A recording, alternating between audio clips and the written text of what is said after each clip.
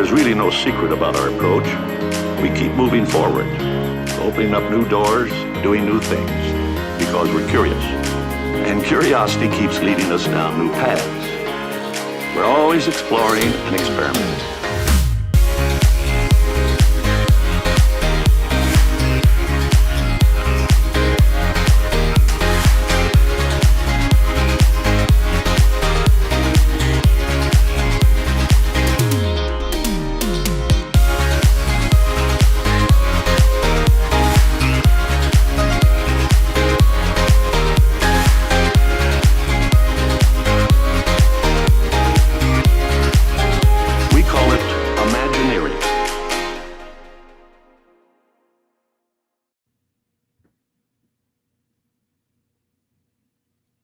Well, hey, everybody, and welcome back to the ImagineEars Disney podcast. I am your host, Matt, and I am joined, as always, by my good friend and co-host, Susie. Hi. Hello, how are we? Hi. I'm doing really good. The bigger question is, how are you doing? Because we had a very active weekend, and have Yeah, you recovered? I have recovered mostly. Good. So I tried Oh, running again yesterday, and it's just not time yet. So okay. I'll be returning back to my normal uh, training, I guess, continued Hmm. training once starting probably tomorrow or Okay. so. If you have no Eh, idea what we're yeah. talking I was about, gonna say. through many years of peer pressure, Mhm. I finally succumbed to the Run Disney bug, and I signed up for not one, not two, but three 5Ks. I've never run a 5K. I've never done a 1K or a half K. Had never Had, done. had. So a couple months ago, I registered for the Run Disney Summer Series, the Hmm. Lion King themed one for the summer, and signed up for the challenge, which is 3 races, and then you get a fourth completer medal. Yep. Uh, so started training for 5Ks a couple months ago, and this past Saturday, my wife and I, and then Susie, went down to Disney on Friday night. Well, excuse me, the Orlando area on Friday night. Hmm. Um, Hung out at Universal City Walk for a little bit.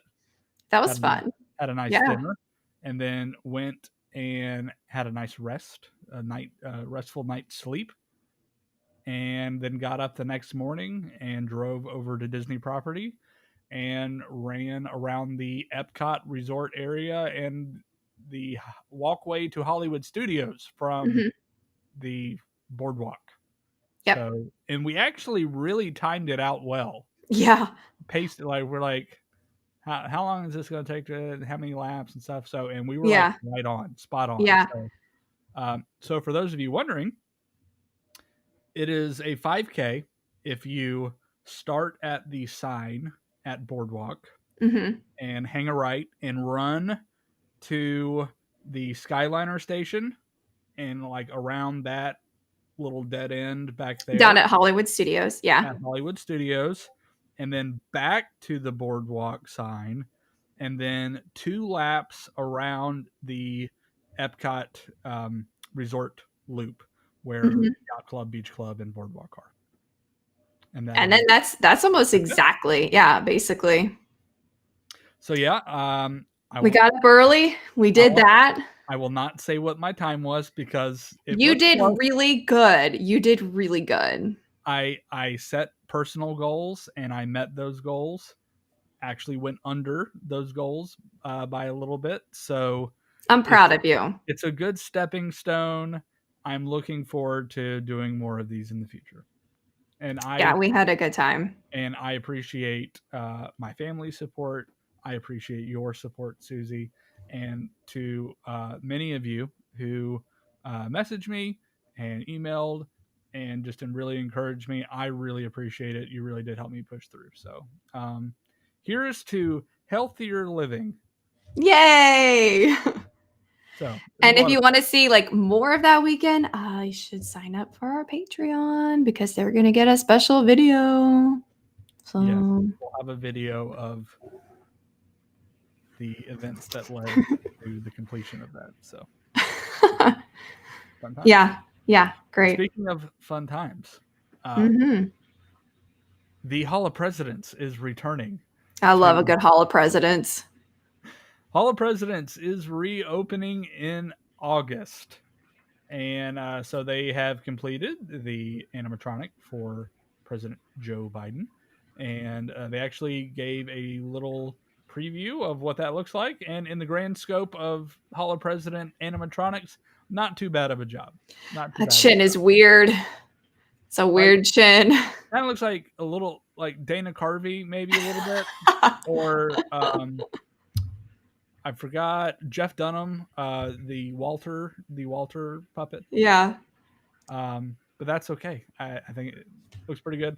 I liked the personal touch Oh, of his sunglasses. the aviators on the table, Nice. so that was pretty cool. So it'll be good. all of these attractions are coming back for the 50th anniversary, it seems. Jungle Cruise is going to be done. Hall of Presidents is going to be done. So, yeah, we're just gearing up. And I think we're going to get maybe a few more things trickle in as the date gets closer to October 1st.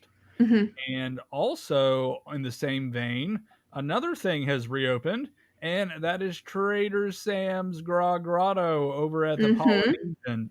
So, Trader Sam's is a fan favorite, a vacation favorite for many when they staying at the Polynesian, or not really. I mean, locals come in. Yeah. Yeah, no matter what resort you're at, you can go over to the Polynesian and go over here. It's themed. It's amazing. So probably one of the coolest places on Disney property for both non-alcoholic and alcoholic libations. And so they've tweaked just a couple of things. The drink menu has remained the same. There was Okay. speculation on whether or not that would change alongside the changes with the Jungle Cruise. And the drink menu has not changed. The only thing that has been removed out of the room is the family tree of shrunken heads. Okay. And that's in line with the Jungle Cruise update. So that makes sense. So pretty much the same Trader Sam's that you have grown to love and appreciate is still there and as popular as ever. It is, I mean, it's great to see all of these things just coming back, like the world is healing. Yeah. Well, there's some other new things going on at the Polynesian. I think worth mentioning the Moana rooms. I should have pulled up some photos. Oh, I love the more that I see the retheming, the more I love it. It's not in your face. It's and so fun. That's what I really, really like. Tasteful. It's very tasteful. It's so fun. It's like fun and relaxing at the same time. It's the Polynesian. Like that's the vibe. So I can't wait to see those in person. Absolutely. And just as a reminder, since we're talking about Disney World and things, if you want to book your next trip, book it with us. So we are licensed travel agents, of course, with Travelmation, helping families make magical memories for almost 10 years now. We are the 10-year anniversary of Travelmation. We'll be celebrating that in January at our annual retreat at Walt Disney World, and it's going to be a great time. But Travelmation is an authorized Disney vacation planner. They've worked really hard. We've worked really hard just to build our reputation as a solid company that you can trust. All of our agents, Susie, me, and over 600 agents now, with not just your Disney World vacations, but all of your family vacations. So wherever you'd like to go, we would be more than happy to help you. And again, it comes at no additional cost to you. And our services are free. And we'll help you plan your vacation and take the stress away from you. And in return, you're actually helping small businesses succeed. So thank you to everyone this year who has, we were well on our way to coming back full steam. Yeah. With travel, and it's exciting to see, and we are excited to continue to provide excellent service for you and your family, no matter where you want to go. So, okay. Oh, that was really good. I'd book with us. Right? Convinced me. Before, that's true. Matt was my travel agent. It's actually funny. I was looking at my spreadsheet of all of my clients' upcoming trips, and I have you on the books for one. For the 50th anniversary, because many moons ago, 499 days out, back when Corona was just a beer and not a virus. So that was booked a long time ago. Yeah. So good times. I remember that phone call. I was like, we gotta get it. Blah blah blah blah. Everyone's gonna be trying to get the 50th, and it's still true, but a little bit different now. Well, switching gears, we are moving away from the Disney parks, we do this every once in a while, and Yeah. when big things take place. And this is a big thing. This is a big deal. Yes. Marvel, of course, has added another movie to the MCU. So tonight we are going to be giving our review of Black Widow, which came out just a couple of weeks ago. Yeah. And we'll start off non-spoiler first, just general thoughts. We'll give everyone a spoiler warning if you want to leave. If you haven't seen it yet, go do that as soon as possible. If you feel comfortable, go to it in a theater. I think we should just talk about that in a minute, that entire experience getting back to the movies. But yeah, we'll do spoilers in the second half, so don't worry if you haven't seen it yet. I had a pretty funny experience in the theater actually watching this. Oh yeah? I observed something that was somewhat humorous. What was it? Well, I mean, I don't think this is a spoiler because we know what happens to her. If you have... Oh yeah, Endgame was 2 years ago. It's not a spoiler. Look, I'm assuming the people who go watch Black Widow have also watched pretty much all of the other MCU movies, including Endgame. Right. And so we know that Black Widow dies. She sacrifices herself literally for everyone. For the half of everyone. Half the universe. So at the end of the movie, I guess we're just going to jump right in this. There, of course, is a post-credit scene. And let's tread lightly, Matthew. Oh, sorry. I was looking at a comment from Mastermind Outfitters. Hello. Thank you for joining us tonight. This is a good question. This is a good question. So because it is available both in theater and for Disney Plus, so if you have a Disney Plus account, you actually have to pay extra for this access to this movie. But depending on if you're watching it by yourself, going solo, which there's nothing wrong with that, it would be cheaper to go see it at the movie theater, probably. Yeah. $30 to have access to it on Disney Plus. Now you can see it more than once, though. This is true. So there's that. And I think this movie has high mileage. Yes.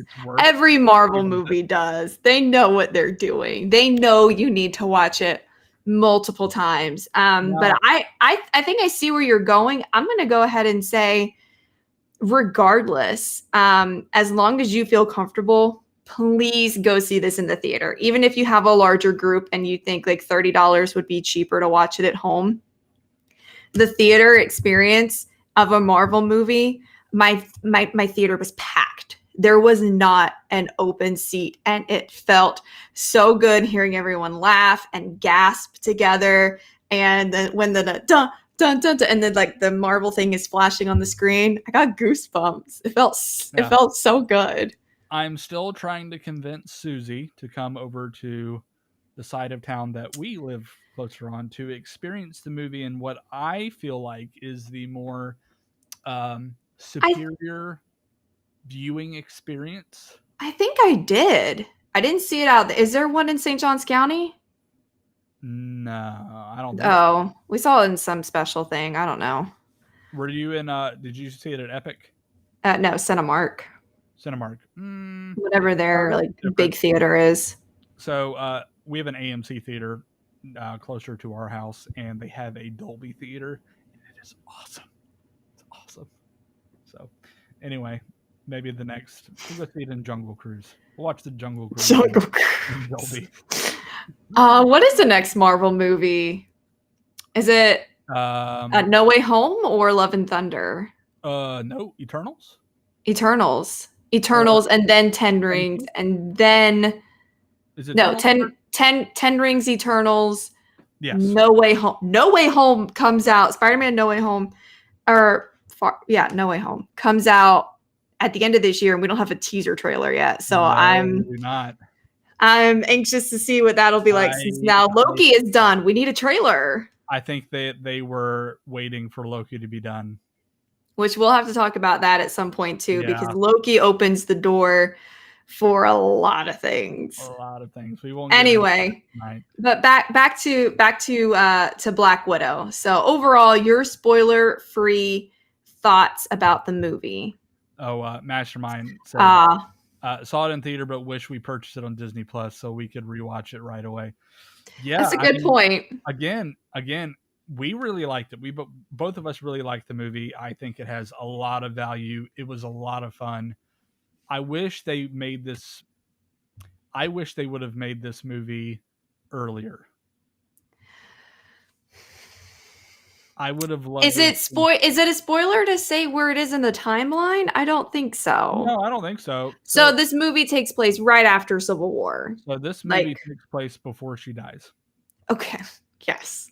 And before, obviously, she colors her hair platinum and chops it all off because she has her red hair.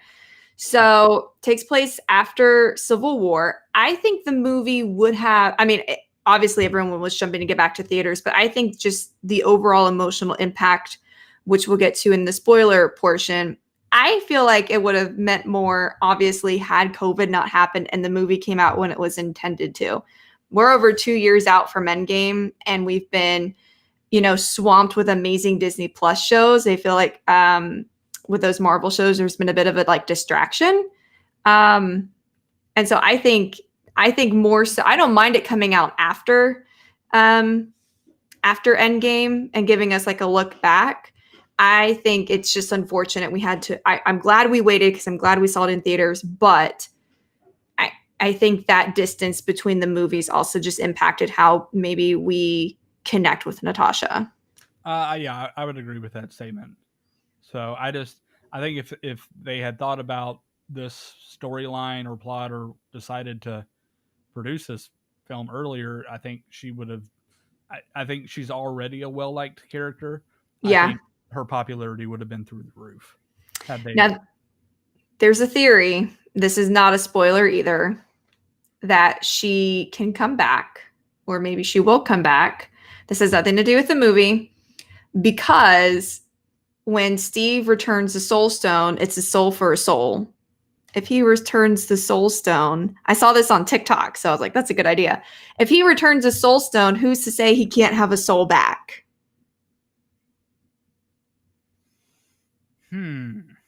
If you're giving Red Skull the Soul Stone back on Vormir, why can't you get a soul back?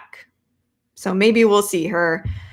Didn't they say, I can't remember who said it, isn't it irreversible? I feel like that was before we decided to hop back with everything. That's so who knows? Who Who needs rules? When has rules ever mattered in comic stories? Never. We have a talking tree and raccoon in the same movie, so logic's gone. But yeah, what else did you think about it? I thought the choreography was great. The fight sequences, notch.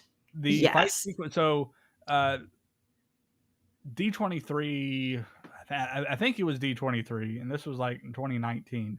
Mm-hmm. They showed the fight scene between Natasha and I just forget the sister's name. Yelena. Yelena. Sorry. That was as good as I. It's really good. It was really good. So I think they did an awesome job with the choreography and just staging those fight sequences. I really liked the fight sequences with Taskmaster. We'll get to that in the spoiler section of the review. Just don't. Okay, so you like the fights with Taskmaster. Yeah. I loved the opening sequence with them as there's there's flashbacks because you've seen everyone who's seen the trailer or commercial. You get really invested. Oh my And God. the way that they set it up at the very beginning, again, we already like Natasha. She's a well-established character, but you really feel for her. You really feel for Yelena, who is played by Florence Pugh, who just steals the show. She's phenomenal in this movie. So I like that. I also, of course, like it's basically as a female heavy movie, and none of it felt forced. None of it felt like disrespect. Yep. Right. It just, that's what they are. That's, we know about the Red Room. We know that there are female assassins, and they are awesome, and they are well written female characters who have some of the best fight scenes we have seen in the almost 15 years that Marvel's been making movies. It's incredible. Yeah. 100% agree. I think all of the female leads just did a really great job. I thought, it was one of the better Marvel movies, I think, overall. Yeah. Do you have a letter grade for it you'd give? B+. Me too. B+. Me too. This is not a spoiler. In my opinion, there were some, like every Marvel movie, there's humor. I felt like occasionally it was a little weird. Not the jokes, but just like the timing. Sometimes they went a little long, or they just felt a little. Those felt more like heavy-handed than the other pieces of dialogue. So that was one thing. And then most of my other reasons for like not giving it higher would be spoiler focused. But can we talk about the opening sequence? I thought the opening sequence was far beyond like anything we've seen for an opening sequence for any other Marvel movie. During the music or before that? Okay. So after the initial scene where, we're introduced to them as younger characters and then they're captured, it was just like really gritty. Like, especially in the past several years where we've been made more aware of trafficking. Just like the visual images that you're kind of presented with, it was just like, wow, this is cool. So just to remind anyone, this is not a spoiler because she talks about it in Age of Ultron, which again is like almost 10 years old. Natasha in the Red Room, the girls, the assassins are also, I think we see this to an extent in Agent Carter with the female assassins there. So of course women are less intimidating just naturally. I could say that because I am one. Like we're not as we don't stand out as much in a crowd as you would think someone would be a trained assassin. You're not going to initially think women, they blend in more. And just the brainwashing, the physical torture, the physical procedures, the training, the basically turning them into an army. It's disturbing. Taking away their humanity. Yeah. So it was pretty gritty, like as far as the intros to Marvel movies go. And then that butts right up against to where we see she's currently at, which is right after Civil War, and it puts everything like very quickly in perspective of like, whoa, this person that we've come to know and love has really been through a lot that we don't talk about, that has been so many years, and we get to see and then of course the movie opens back those wounds to see how she got that way. So B+ all around. Black Widow. I think acting, another strong point, both from Scarlett, Florence Pugh, David Harbour, Rachel Weisz. All four of them together when they were on. They have a good dynamic. It's a great dynamic. David Harbour had some of the fun, in my opinion, some of the funniest lines in all of the Marvel movies. And their Russian accents. I'm obviously not Russian. He's I just think that so- also adds another element of not that Russian accents are funny. That's not what I'm saying, but it's just the things that they're saying like that are funny in this very like serious, thick, heavy accent just didn't really So- mesh, and that makes it even funnier. And again, I'm not gonna spoil this because I want you to experience the humor in your own way when you watch it. But the scene with him and Yelena and the ice fishing, It's a good one. it's a good one. That one's funny.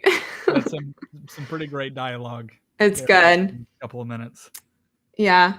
Also, real quick, want to point out that this was directed by a woman, Kate Shortland. So shout out to her because it does balance that action, the humor, the gritty, the Marvel tone overall. Taking such a well-established character and kind of hopping all over her timeline can be difficult, and having to sit on that for over a year must have been hard, but it was definitely worth it. Yeah, David Harbour's hilarious. Also, when are we getting our next season of Stranger Things? Right? Been waiting for so long. It's been so long. We got like a teaser though, way back. Did we? Yeah, I think so. I think. Oh yeah, the it's like a countdown or something. I can't I'll remember. go back and look. It's been a while. Yeah. It was totally memorable. Clearly. All right. God, that's exciting. Let's see what we got side. Christoph's watching tonight as usual. Hello, sir. Yeah, I definitely thought it was great to see another side of David Harbour aside from Officer Hopper in Stranger Things. I agree. I agree, but he's got to stop doing things that is somehow connected to Russia. Because Right. Stranger Things, this. Be tight. Right. Oh man. All right. right. Can we get into spoilers? Yeah, let's go to spoilers. So we're giving you 5 seconds. 5, 4, 3, 2, 1. Okay. All right, Susie. Welcome. What do you have to say? Julia Louis-Dreyfus. Yes. I just wanted to jump right there. We're just gonna jump right in there. Now, keep in mind, this was supposed to come out last year before Falcon and Winter Soldier. Oh, this is true. So at the time, we would have had no idea who she was, and it would have gone the other way. We would have been like, oh, when we see Falcon and Winter Soldier. But I really liked this because you really are separating the I was gonna say the men from the boys, but I guess that's very sexist for a female-centric movie. The nerds from the casual fans by everyone who already knew who she was and what role she was going to be playing. So we're referring to the post-credit scene. Oh my gosh, I'm so excited. It's setting up the Hawkeye show. It's setting up so many things. So this is the moment in the theater that I alluded to at the beginning of the show. Yelena comes around and we see that it's Natasha's grave, and this girl on our row at the end goes, "She's dead." No, really? You went and saw it opening weekend, didn't you? Yeah. Was this girl joking? Same night that you did. Was she joking? Oh, that's right, because we were texting about it. Yeah. Was she joking? No, like she hadn't seen Endgame. Then why would you be dedicated enough to go opening weekend to a Marvel movie? She probably went and saw it with she was with other people. All right. I don't feel bad for her at all. I'm going to say it. You had like 18 months stuck in your house to go and watch this movie on Disney Plus. I feel no pity. Like everybody else. Yeah. Yeah. So. All right. So that's my big spoiler I wanted to talk about. I know you have a spoiler and you have thoughts about it. I do have thoughts. These are really my only negative thoughts about the movie. Mm-hmm.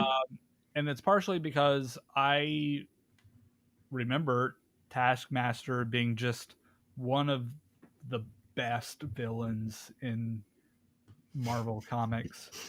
and Um, what they did to Taskmaster was just unnecessary.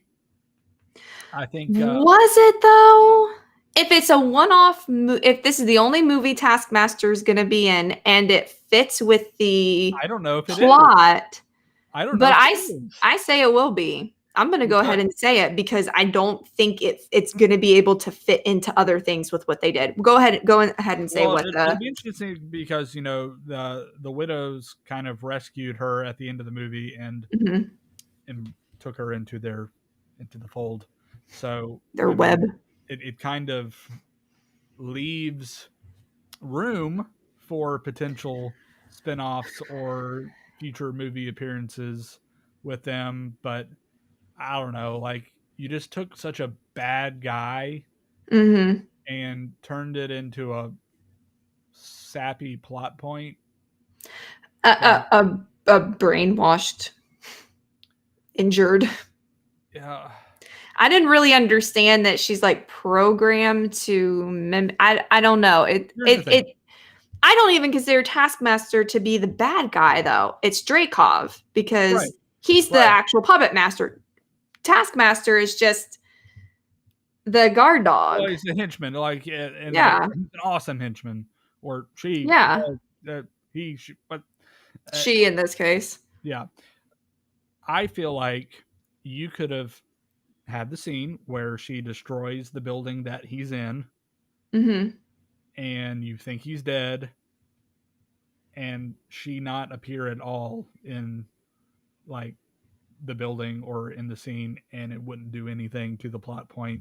She finds out later that he is alive. Obviously, she goes and fights him and does all the fun things to reverse all of the hard work that he tried to lay out to take over the world. Mm-hmm. But you didn't need the daughter character, in my opinion.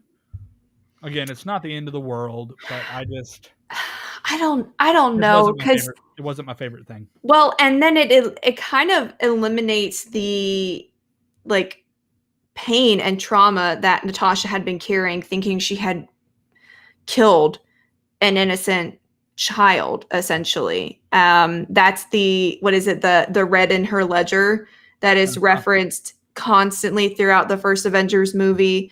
And then it turns out that it's not even the case. So to me, I'm just getting really tired of like people having something major happen and then screenwriters being like, psych, and the characters have already had to go through the development of getting over or resolving that problem. And it's just really annoying that you change it, J.J. Abrams. Wow, still I will always be able to wrap it back to that. But yeah, I love all the references to that first Avengers movie, to things we've been wondering about, like what happened in Budapest and how, Natasha escaped. Okay. Whatever. I never heard it pronounced like that. Obviously, I'm not cultured. But that was great. We get references to Clint, who, of course, for reasons is getting his own Disney Plus show. I don't really know what that's going to be like, but that's happening. Yeah, I'm looking forward to see what I'm having. Yelena now part of that mix, I think adds. I'm more intrigued now with how they will proceed with this. Mm-hmm. It adds. I'm like, okay, now I'm interested in seeing how they deal with this. So I'm interested in seeing Florence Pugh again because she was fantastic. I actually saw a criticism. Yes. Yes. There is a great running joke in this movie where Yelena is making fun of how Natasha like lands in her like superhero pose. And she's such a poser. And then like later on, like she just like drops and ends up doing it too when she jumps and lands. It's really funny. Thank you for pointing that out. There's a lot of good running jokes in this movie. The pose thing was pretty great, and they referenced it a few times. So it was kind of like the really big ongoing joke throughout it added a nice this could have been like a super dark movie, and in places Yeah. it was, but they sprinkled in some lighter moments like that, and I think it helped round out the movie well. So, Well, and I think it's interesting, almost symbolism that at one point Elena lands in that pose because she's kind of taking over. We've got kind of like this anti-Avengers team being assembled. So we know Steve Rogers was the first Avenger, Captain America, the first Avenger, which actually celebrated its 10th anniversary recently and made me feel incredibly old. And then we know Natasha was already working for S.H.I.E.L.D. So it's interesting now we've kind of got like our anti-Black Widow because that's the story is now moving away from that core group into new characters. And I don't know what it's going to be like, but I'm really interested to see how her character develops and if she has to have her own like another like breaking free moment. So we'll have to see how that plays out, and I don't know where it'll play out. I guess Hawkeye. Be interesting to see Hawkeye have to be responsible for both girls defecting, I guess, from Hydra. Yeah. So I'll just kind of wrap it up with one little other Easter egg that I guess it's kind of an Easter egg, but if you knew what it was, it's like that's a nice touch. The vest. The vest. So Yelena's vest that she has that she picked out because it has all the pockets. Yeah. Becca really liked that part. She was like, so true. It's so true. It's true. Why do they give girls pants that have like pockets this big? Like I can't put stuff in that. It's not. So Yelena gives Natasha the vest at the end of the movie. And Natasha, that is what Natasha wears in Infinity War and Endgame, right? Both movies. No, really just I would say Infinity War because by Endgame, yeah, maybe at the beginning of Endgame I'd have to go back and see. But here's a picture if you guys can. You're gonna have to it because it's like really bright. Can you see like the vest? Sort of. She wears a vest. She wears the vest. And there was no need to add that detail. We did not need to know the backstory of the vest, but I love it. It was soul crushing. I'm just like, oh man. So. Oh gosh, whatever happened to that vest then? Because she's not like buried in it. Did she die in the vest? Well, they didn't. Obviously, they don't have her body. No, because remember they're wearing their like little. Oh, that's right. The little time uniform. Yeah. Thing. That's true. Maybe Yelena will find the vest. Will we see the vest again? Who has the vest? Black Widow 2.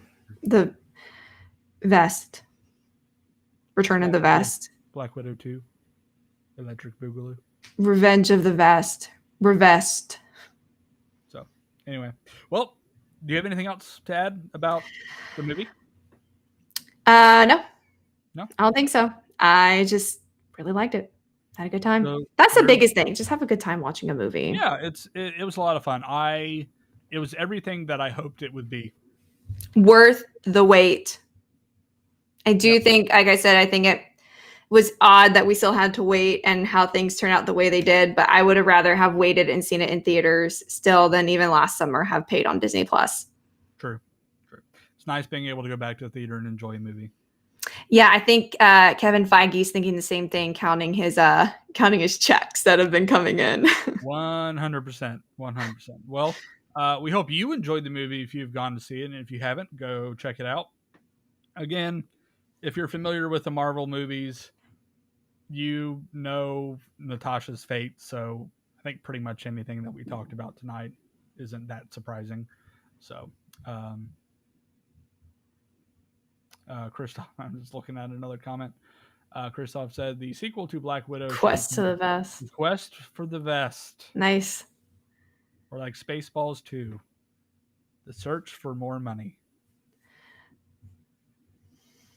So, anyway. Nice. Well, we are going to wrap it up with that this evening. So thank you, as always, for watching. Thank you for listening. If you are a podcast listener, And if you aren't a subscriber to the podcast, why don't you go check us out? We are on Apple Podcast, Google Podcast, Stitcher, Spotify, pretty much anywhere that you can find podcasts or like to listen to them.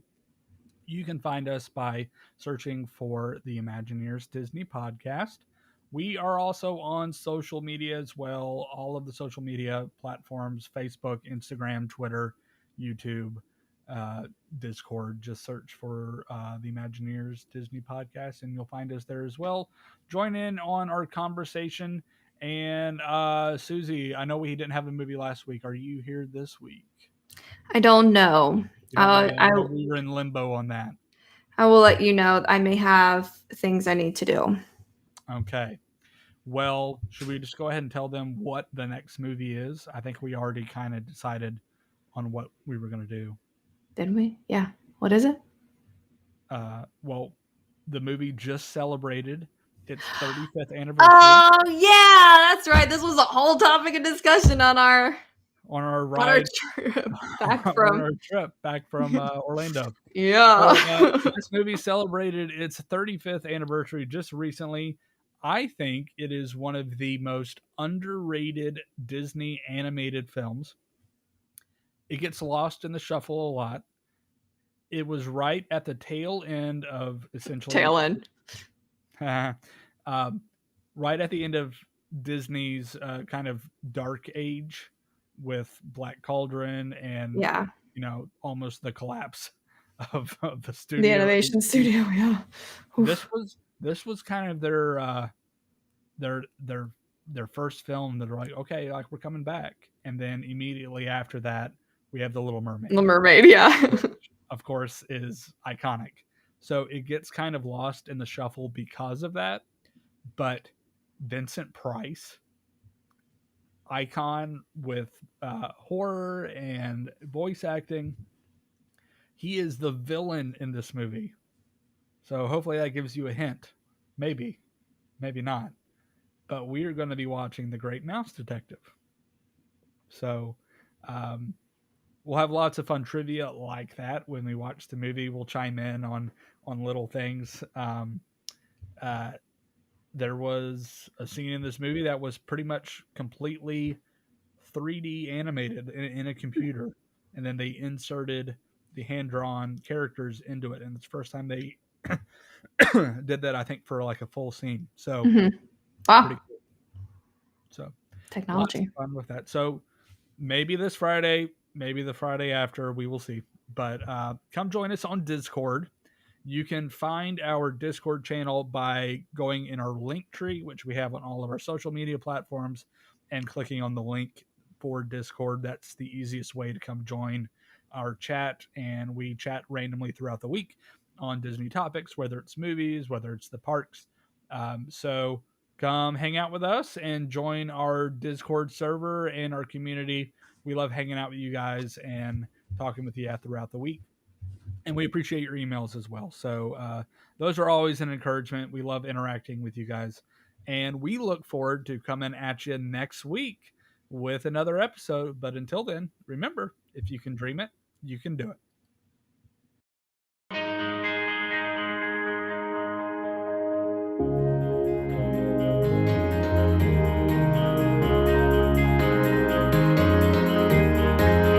There's really no secret about our approach. We keep moving forward, opening up new doors, doing new things, because we're curious. And curiosity keeps leading us down new paths. We're always exploring and experimenting.